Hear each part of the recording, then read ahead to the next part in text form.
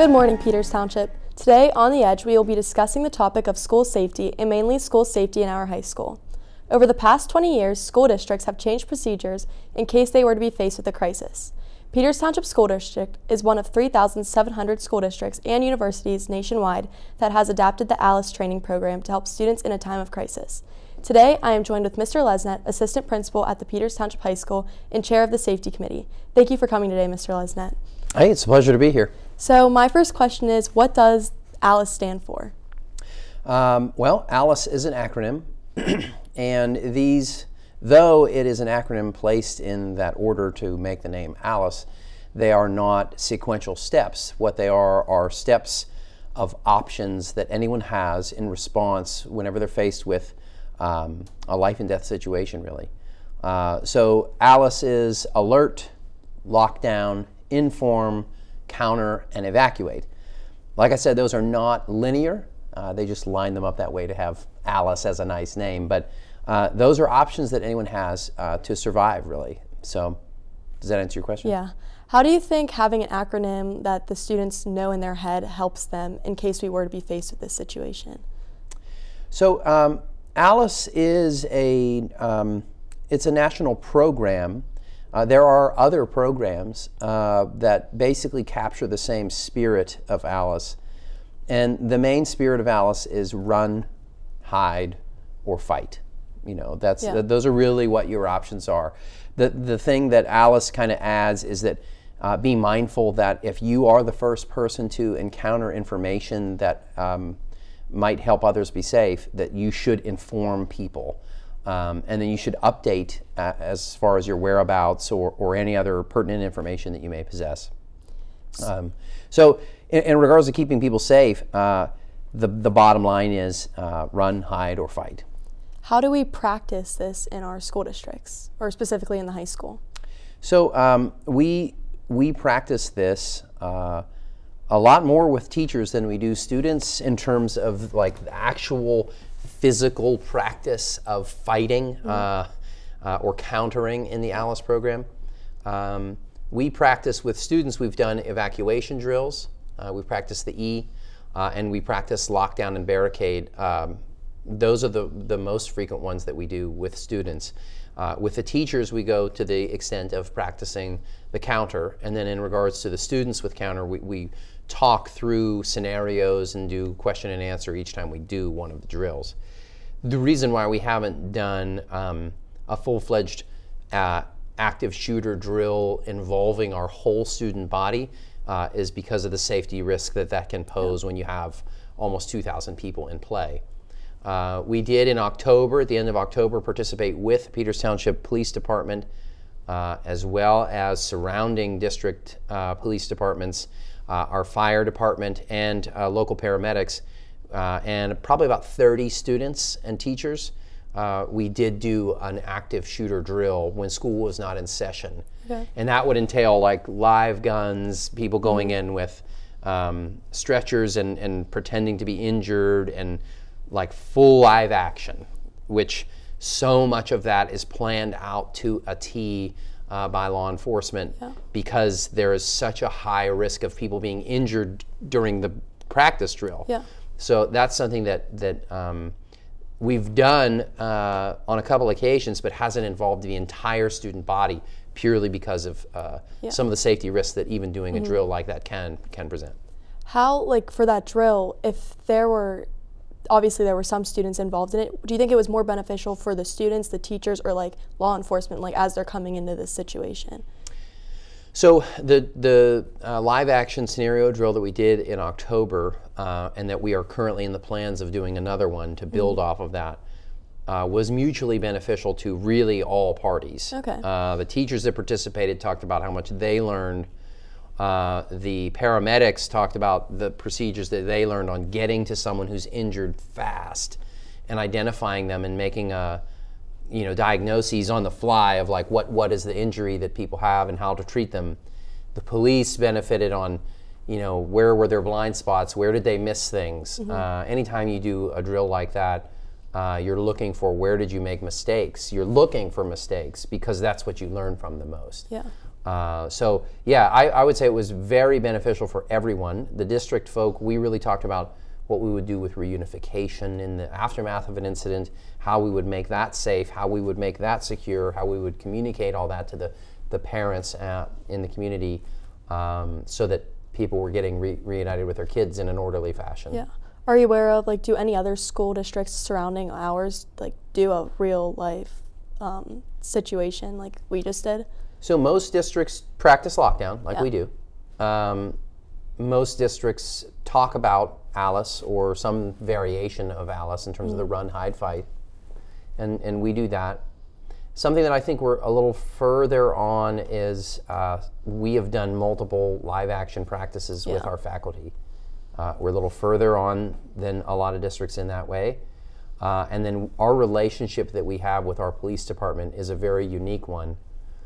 For example, like a school district like Baldwin has multiple police departments that they're working with because they have multiple municipalities in their school district. We have one. We have one department, one chief, you know, one set of sergeants, one set of captains that we work with. We know them, they know us. Same thing with our fire department. So it makes something like that very feasible and very easily coordinated because we're dealing with a school district, a fire department, a police department. So we can set those kinds of things up very easily. We did have multiple school districts, Mount Lebanon, St. Clair. Their police departments did participate in our drill because they are planning similar things like that. Okay. Do you, at Peters Township school, like schools in general, do all schools have a police officer on staff? Here in school days? Peters Township, we have our high school and our middle school that have full-time police officers as school resource officers. Mr. Emery and Mr. Stevick. Those are our two. Some of the districts nearby, Cannon Mac and St. Clair, recently this school year went to adding an SRO to each building.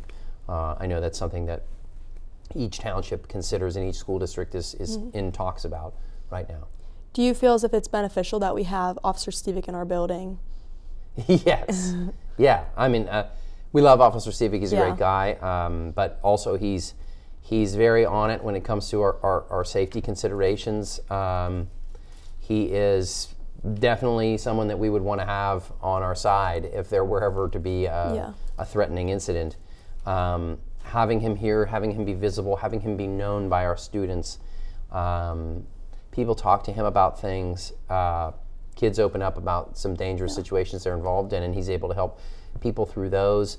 Personal issues, as well as if there were to ever be a threat, he would be excellent in those situations. So yeah, it is definitely a benefit to have Officer Stevick. So for the ALICE drills, going back to that, whenever we have them, is it Officer Stevick calling them? Is it the school district? Is it you?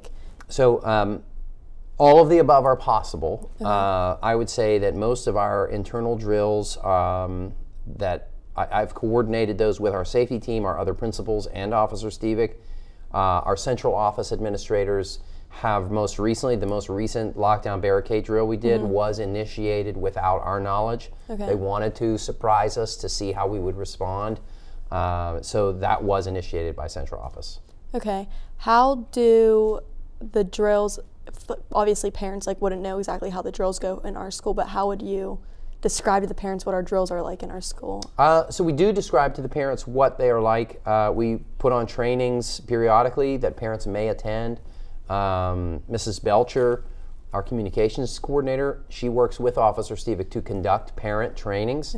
I believe one is coming up soon. I don't remember the exact date, but I recently saw another email blast going out to the community of parents that were interested in it. So there are periodic parent trainings, and they do go over the finite details of what we do in those scenarios, what is our plan, what options do we have, what options are we teaching kids to think about with the run, hide, and fight.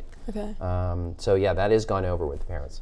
Have you ever been to one of those meetings or talks with the parents? Yes, multiple times. Is it an overwhelming outcome of parents coming, or how does that? No. Typically you'd have some very concerned parents and then just some very involved parents. Usually when we've done them, they've been smaller handfuls of people.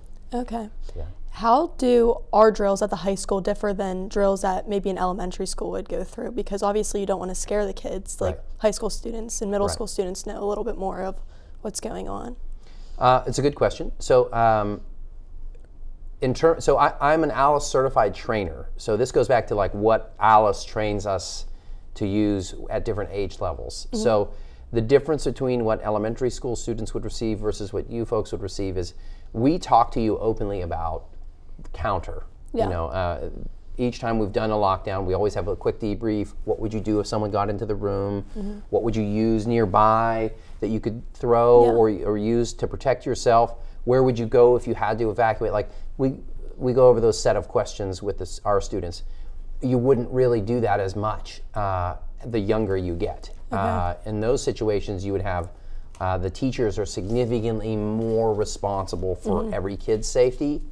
At our level, because we're high school, you know, most of us have driver's licenses here. You know, we are each individually accountable for our own safety, and there are a lot of things that you as young adults would think through that a second grader or kindergarten student wouldn't really. It wouldn't be appropriate for them to think of, where it is appropriate for you. Okay. Earlier you were mentioning how there was a safety committee. Can you tell us who all is like on this high school safety committee? So the high school safety committee is comprised of teachers that are from each like zone of the high school. Okay. So, you know, this area, you have Mr. Bastos in the science area, Mr. Albright in the English area, Mrs. Groniger. Okay. So each of the parts of the building are represented by a teacher that we meet monthly or bi-monthly to go over new procedures, new updates, check-ins, come up with plans for future drills, etc. All right, thank you so much. We are going to take a quick break, and when we come back, we are going to talk about the impact ALICE has had on our school.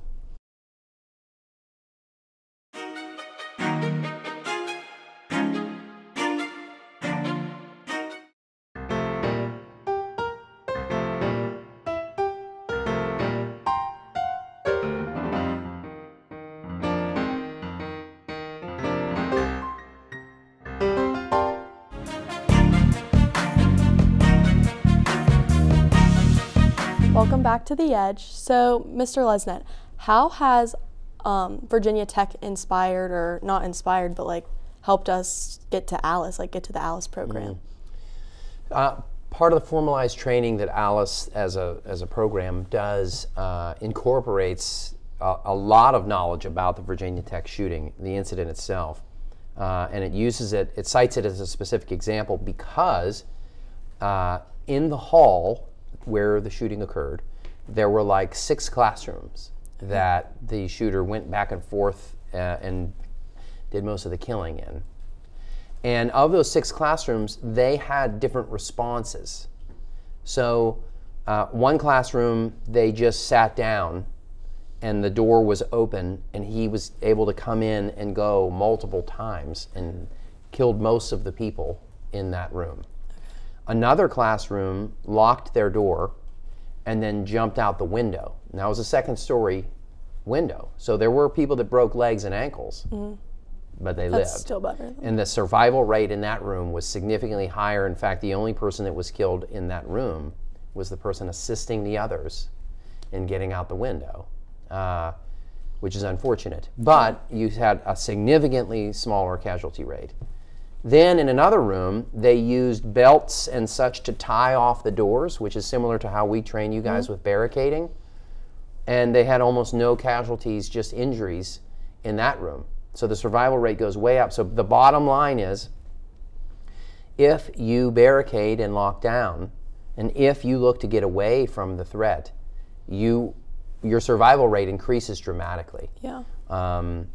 So the other thing in regards to counter that comes out of that is that in the Newtown shooting, I pause just because it's a pretty hard thing to consider, but in the classrooms where the kids had substitute teachers, they were not as controlled, and the kids were just running around, and actually they had a significantly higher survival rate in just running around and screaming. Yeah. Because it is extremely difficult to get a bead on someone who's moving. Yeah. And so that's part of the counter training of ALICE, is that throwing things, screaming, moving around, not standing still is incredibly helpful. That's the fight aspect of run, hide, fight. Incredibly helpful for survival. It's very difficult, even with trained marksmen, to hit a moving target. Yeah. So especially when you're being screamed at and being disrupting, that throwing things at them, you know, it increases your survival rate dramatically. So those past shootings have been something that ALICE has based its training on, in what worked, what didn't, that kind of thing. Okay. Obviously, we've had ALICE for the past few years, and we've been training and improving the way we use ALICE. But after Parkland, the school shooting, how have we changed? Have we changed anything with how we would take care of an intruder if they were to come in? Parkland recently has completed their investigation of everything that occurred last year. It's hard to think that it was over a year ago. And so, but there have been a massive amount of information that has come out of that the investigation yielded. And what it shows is that there were significant failures on the part of the systems that ALICE would promote. So there was, in terms of just, let's start with the alert. There's evidence that their school resource officers saw the shooter get out of a car with the gun bag and could have gone up to him and stopped it from ever occurring before it even started. Yeah. They didn't. They ran and hid. The officers ran and hid. Not kids. Trained officers ran and hid. That's shameful. That reinforces that if someone would have alerted everyone, if they would have done their job correctly, as you would hope that any officer would, they would have prevented almost all of those casualties. It basically, that Parkland situation reiterates that if with the right information, alerting, if kids had locked down, if they had had information to run, hide, or fight, there would have been much higher survival rates than is what occurred. Unfortunately, Parkland is an example of failures, and they were an ALICE-trained school. Yeah. There were numerous steps where people could have prevented and failed. Okay. So, how in our school district can you alert if you do know something, like maybe ahead of time, not when it's happening, but ahead of time if you know someone might be doing something they shouldn't be? How can you alert? I'm glad you asked me that question, because what we are finding and what the research is saying now is that the best way to prevent a violent incident from occurring is to help the person that is planning to perpetrate violence before they are ever at that place of perpetrating violence. And Dr. French, our superintendent, is very adamant about that, as well as our chief of police, Doug Grimes. You know, they're all about identifying people and students very early on that are struggling with things to help them get help, as well as to prevent them from feeling isolated or shunned or put aside.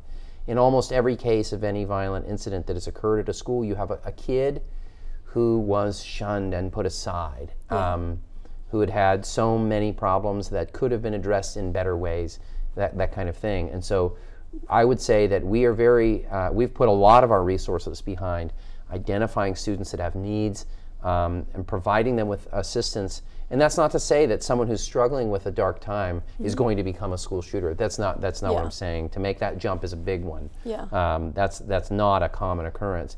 There are many people that are just struggling with dark times, and it's about us really recognizing friends and family, neighbors, and fellow peers that are maybe going through something difficult, and not just sitting by, and reaching out to them and helping.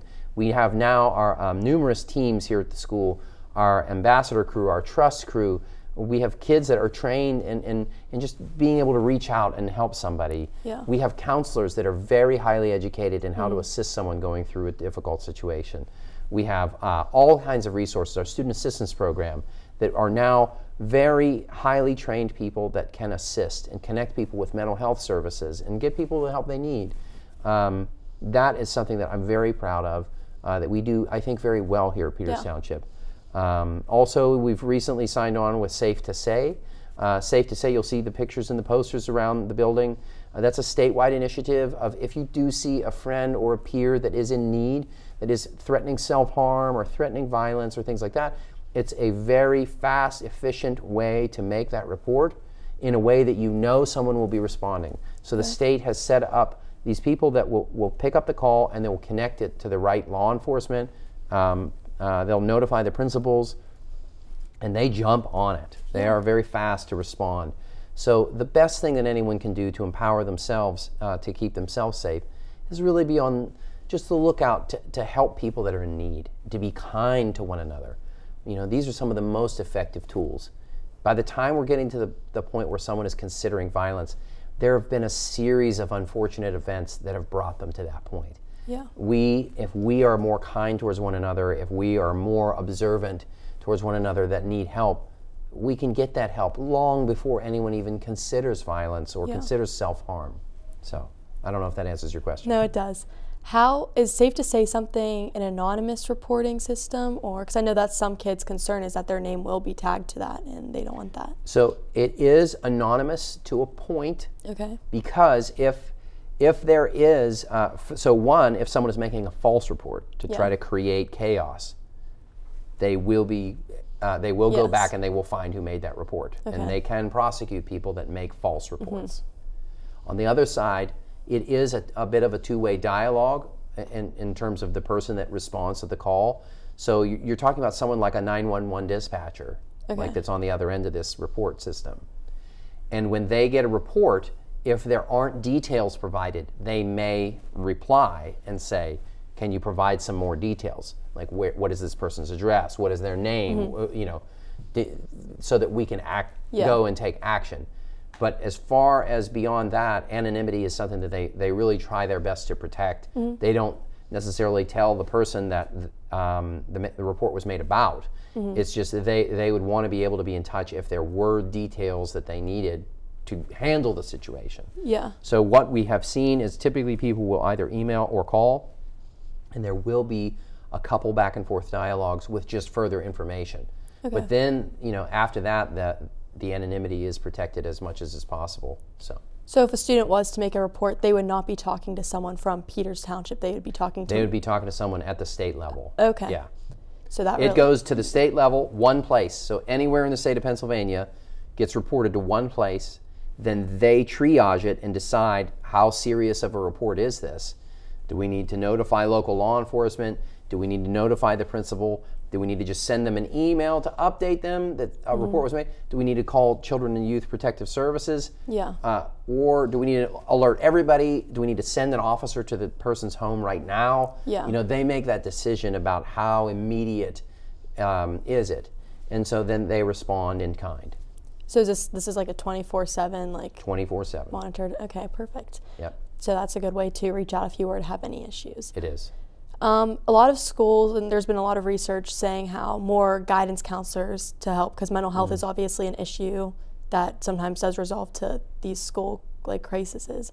But does Peters Township High School is very lucky that we do have 4 counselors on staff. 5 counselors, my apologies. Plus a dean of college and career readiness that oversees the counselors that is a trained counselor herself, Mrs. Steffen. Obviously we have plenty and we have a lot more than most schools do. Have we ever thought about adding more onto it, or the 5 kind of? We have, and we are, not in terms of adding another school counselor. We have that role very well played out. What we do is we are partnering with some local mental health agencies that if there is therapy or things like that that students would like to receive and families would like to opt into, we have made that more accessible, and students can take advantage of that during the school day. Okay. So that is something that newer that we've added. We've expanded our offerings, but in terms of school counselors, you know, no, our team of 5 with the 6th being the dean, Mrs. Steffen, that team is very solid. But in terms of offerings of mental health, we also have a school social worker and Mr. Cusick. We have a lot of different things in terms of that we can offer people here at the school. Okay, well, thank you so much, Mr. Lesnett. By adapting the isALICE program, Peters Township has helped prepare students and staff in a time of crisis. It is important to remember that in a time of crisis, there is no specific plan to be followed. It is essential to communicate with those around you to keep everyone informed. Together, we can make our environment better for everyone. Thank you for watching this week's episode of The Edge, Peters Township.